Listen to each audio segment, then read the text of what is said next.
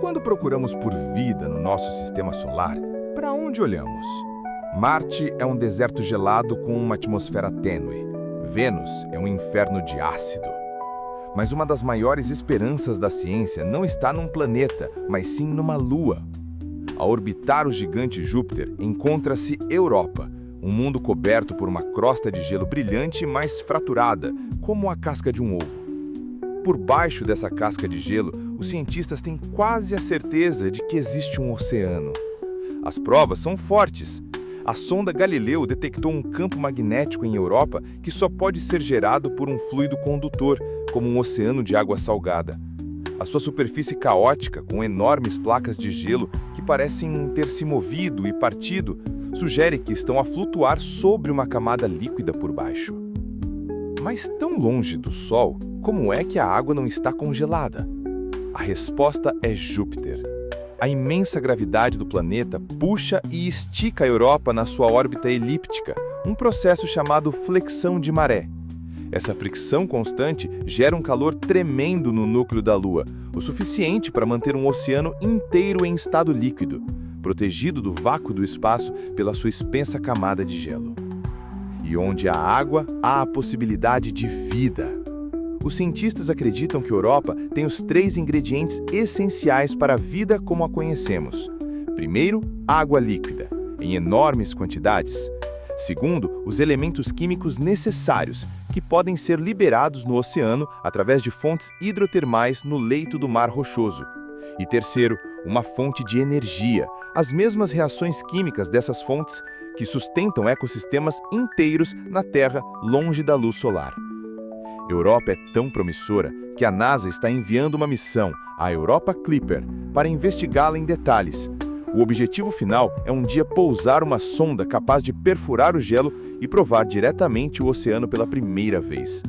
A resposta à pergunta, estamos sozinhos, pode não estar em estrelas distantes, mas sim escondida em um mundo aquático e escuro, mesmo aqui no nosso quintal cósmico.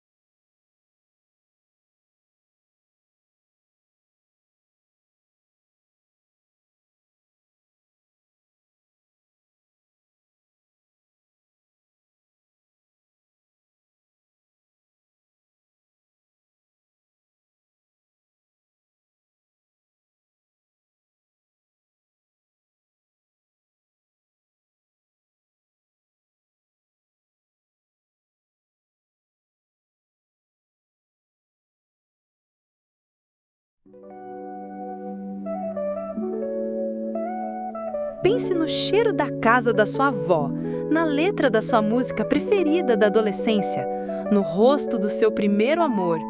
Estas coisas não são objetos físicos que podemos tocar, mas existem dentro de nós com uma força imensa.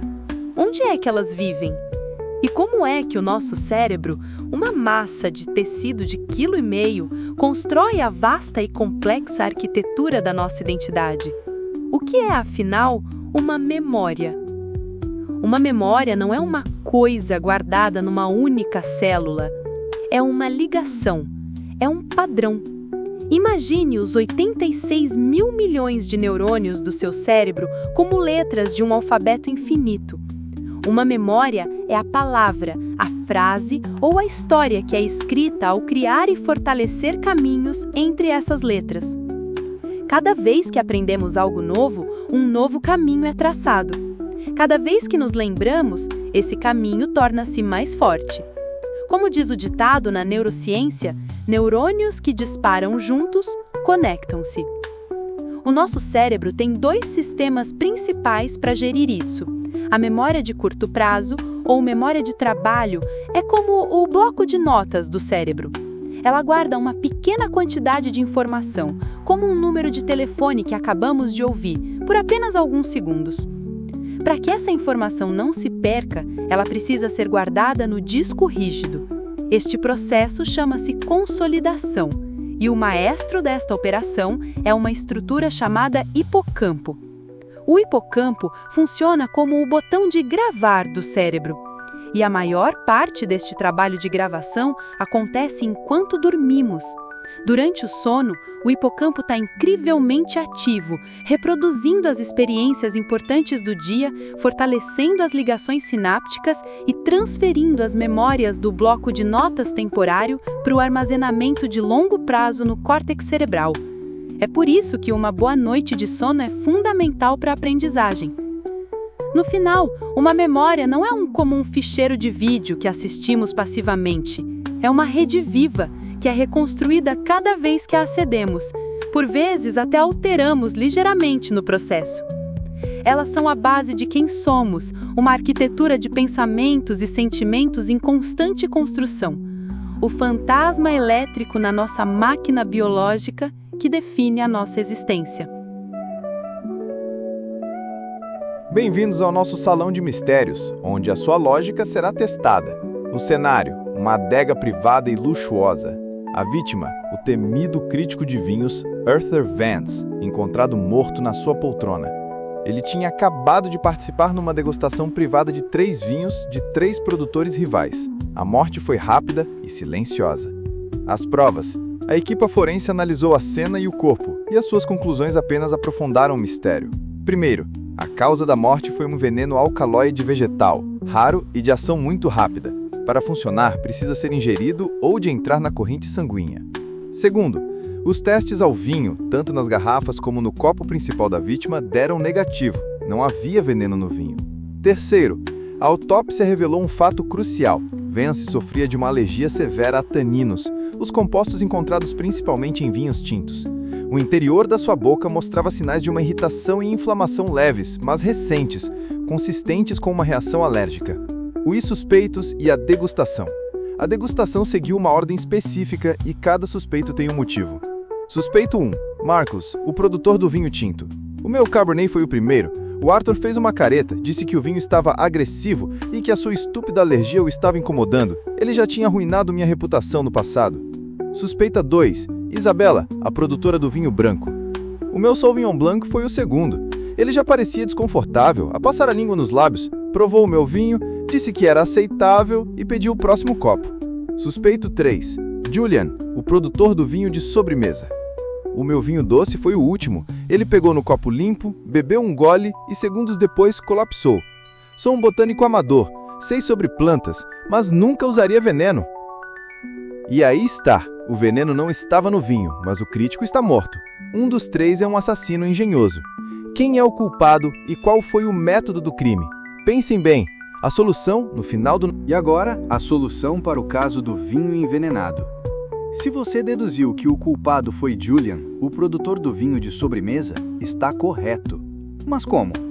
As declarações de Marcos e Isabela eram verdadeiras, tornando os seus vinhos inocentes. O veneno não estava no vinho, estava na borda do terceiro copo, o do vinho de sobremesa. A chave para o crime foi a alergia da vítima. Julian, o botânico, sabia sobre o veneno e sobre a alergia. Ele previu que o Cabernet de Marcos causaria uma reação alérgica, criando inflamação e cortes microscópicos na boca de Vance. Quando Vance bebeu do terceiro copo, o veneno na borda não precisou de ser digerido, ele entrou diretamente na sua corrente sanguínea através dos cortes, tornando a sua ação quase instantânea. Julian usou a alergia da vítima como o verdadeiro sistema de entrega da arma do crime. Antes de 1928, o mundo era um lugar muito mais perigoso. Uma infecção bacteriana vinda de um simples arranhão ou de uma dor de garganta podia facilmente levar à morte. Os médicos tinham antissépticos para limpar feridas por fora, mas não tinham uma bala mágica para combater as bactérias que já se tinham instalado dentro do corpo. Foi então que entraram em cena um cientista desorganizado e umas férias bem merecidas. O Dr. Alexander Fleming, um bacteriologista escocês do Hospital St. Mary, em Londres, era conhecido por ser brilhante, mas notoriamente desarrumado. Em agosto de 1928, ele saiu para umas férias de 2 semanas, deixando uma pilha de placas de Petri, onde cultivava bactérias de Staphylococcus, na sua bancada de laboratório. Ao regressar, enquanto limpava sua confusão, Fleming notou algo estranho numa das placas, que não tinha sido devidamente descartada. Ela tinha sido contaminada por um bolor comum verde-azulado do gênero Penicillium.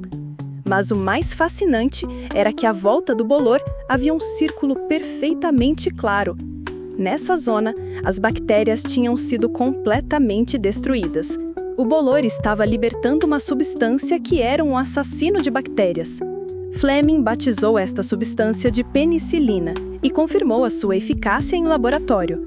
No entanto, ele era um bacteriologista, não um químico, e teve enormes dificuldades em isolar e purificar o composto ativo em quantidades utilizáveis. O seu trabalho foi publicado, mas largamente ignorado pela comunidade científica durante mais de uma década. A bala mágica tinha sido encontrada, mas ninguém sabia como a produzir em massa. A descoberta de Fleming só foi resgatada no início da Segunda Guerra Mundial, quando uma equipe de cientistas em Oxford, liderada por Howard Florey e Ernest Chain, desenvolveu um método para produzir em grande escala. A penicilina tornou-se o medicamento milagroso da guerra, salvando incontáveis vidas de infecções em feridas de batalha. Fleming, Florey e Chain partilharam o Prêmio Nobel, numa história que é o exemplo perfeito de como a sorte, a desarrumação e, finalmente, a perseverança científica podem mudar o mundo. Nos rios e manguezais do Sudeste Asiático e da Austrália, um banquete de insetos espera nos ramos e folhas logo acima da água. Para a maioria dos peixes, esta comida está frustrantemente fora de alcance. Mas não para um predador que resolveu este problema da forma mais espetacular que se possa imaginar. Ele não salta, ele dispara. Conheçam o peixe arqueiro. A sua boca é uma pistola de água biológica de alta precisão. Ao pressionar a sua língua contra uma ranhura no céu da boca, o peixe forma um tubo, como o cano de uma arma. Depois, ao contrair rapidamente as suas guermas, ele força a passagem de um jato de água fino e potente através desse tubo. É uma lição de hidrodinâmica, transformando a água no seu projétil. Mas a parte verdadeiramente genial é o cálculo que ele faz. Disparar da água para o ar significa que o peixe tem de resolver um problema complexo de física, a refração da luz. A luz que vem do inseto dobra ao entrar na água, fazendo com que o alvo pareça estar num lugar diferente da sua posição real. O peixe arqueiro calcula instintivamente o ângulo correto para compensar esta distorção, um feito de trigonometria que deixaria muitos estudantes de matemática espantados. O seu disparo é incrivelmente preciso, atingindo alvos a até 2 metros de distância, e ele consegue ajustar a força do jato.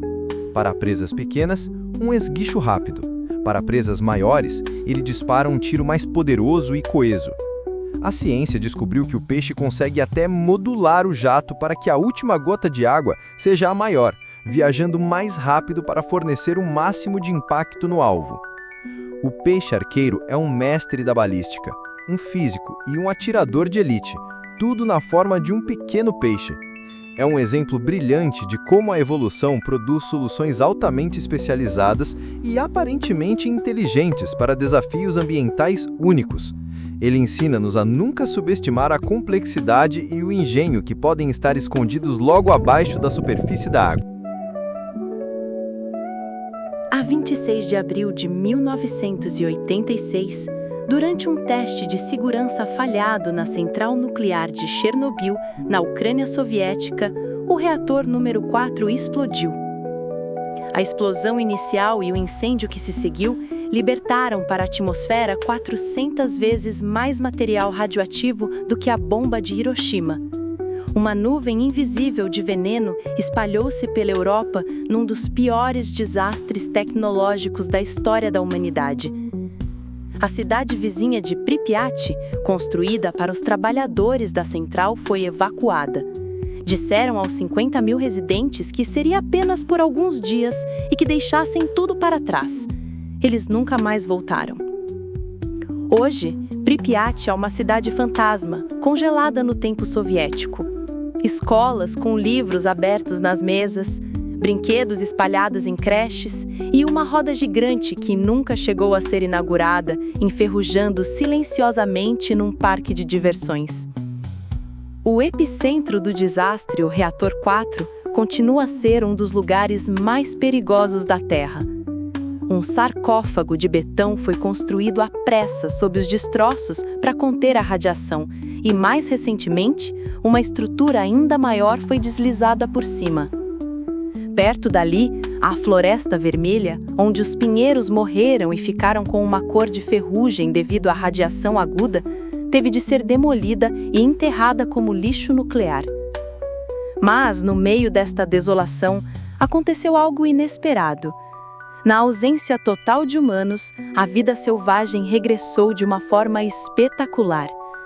A zona de exclusão de Chernobyl, com 2.600 km², tornou-se um dos maiores santuários de vida selvagem da Europa. Populações de lobos, javalis, veados e até cavalos de Przewalski, uma espécie rara, vagueiam agora livremente pelas ruas e edifícios abandonados. Chernobyl é um paradoxo assustador. É um monumento ao erro humano e um conto de advertência sobre o nosso poder de destruição. Mas é também uma prova da incrível resiliência da natureza. Um lugar onde a ausência do homem se revelou mais benéfica para os animais do que a presença da radiação é prejudicial. É a prova de que a vida encontra um caminho, mesmo nas cinzas dos nossos maiores desastres. Antes do século XIX, o passado era um lugar sem imagens. A história era contada através de palavras ou de pinturas. Eram sempre interpretações, nunca a realidade exata. A ideia de capturar um instante verdadeiro do tempo, de congelar o momento para sempre, pertencia ao reino da magia. Até que uma invenção, nascida da química e da ótica, nos deu o poder de parar o tempo. Os primeiros passos foram dados por pioneiros como Nicéphore Niepce e Louis Daguerre.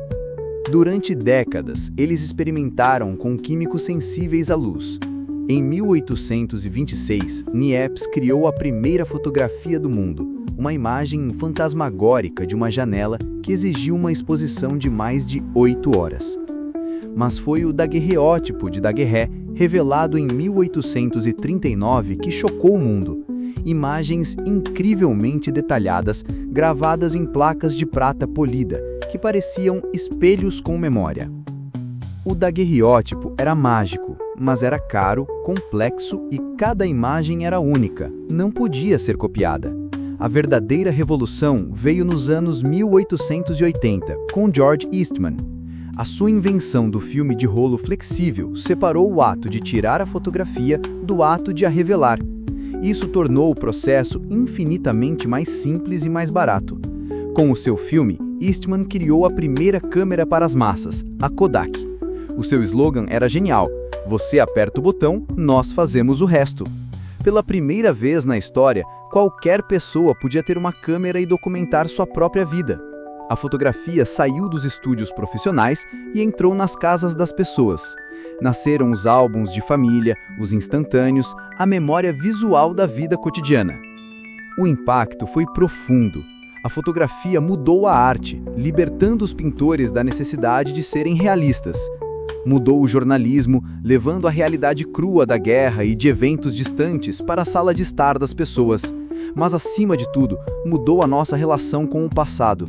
O passado já não era apenas uma história, era um rosto que podíamos olhar nos olhos, um momento que podíamos revisitar. A fotografia não apenas congelou o tempo, ela nos deu uma máquina do tempo. Em 1926, o cinema mudo era o rei do mundo. A sua linguagem visual era sofisticada e universalmente compreendida, criando estrelas globais como Charlie Chaplin e Greta Garbo. Os grandes chefes dos estúdios de Hollywood estavam confiantes. Para eles, os filmes falados eram apenas uma curiosidade técnica, uma moda passageira que nunca iria substituir a arte pura e silenciosa do cinema. Eles não podiam estar mais enganados. A revolução começou num dos estúdios mais pequenos e com mais dificuldades financeiras, a Warner Bros. Procurando uma vantagem competitiva, eles apostaram numa tecnologia arriscada chamada Vitaphone, que sincronizava a imagem do projetor com o som de um grande disco de vinil. No início, usaram-na apenas para adicionar música e efeitos sonoros aos seus filmes mudos. Mas depois, eles fizeram uma aposta que mudaria tudo. A 6 de outubro de 1927, estreou o filme O Cantor de Jazz. A maior parte do filme ainda era muda, com cartões de diálogo, mas em certas cenas, o seu astro, Al Jolson, cantava. E num desses momentos, ele improvisou uma fala que se tornaria lendária. Esperem um minuto, vocês ainda não ouviram nada!" O efeito no público foi elétrico. Pela primeira vez, eles ouviram um ator a falar de forma natural a partir do ecrã. O que se seguiu foi o pânico em Hollywood. O público enlouqueceu pelos talkies, os filmes falados. A era do silêncio terminou quase da noite para o dia. Estúdios rivais correram para converter os seus cinemas e estúdios para o som, um processo caótico e extremamente caro. As carreiras de muitas estrelas do cinema mudo, com vozes fracas ou sotaques fortes, foram destruídas. Foi um terremoto tecnológico. O som não adicionou apenas o diálogo. Ele criou uma nova linguagem cinematográfica. Novos gêneros, como o musical e os filmes de gangsters, com as suas rajadas de metralhadora e diálogos rápidos, tornaram-se possíveis.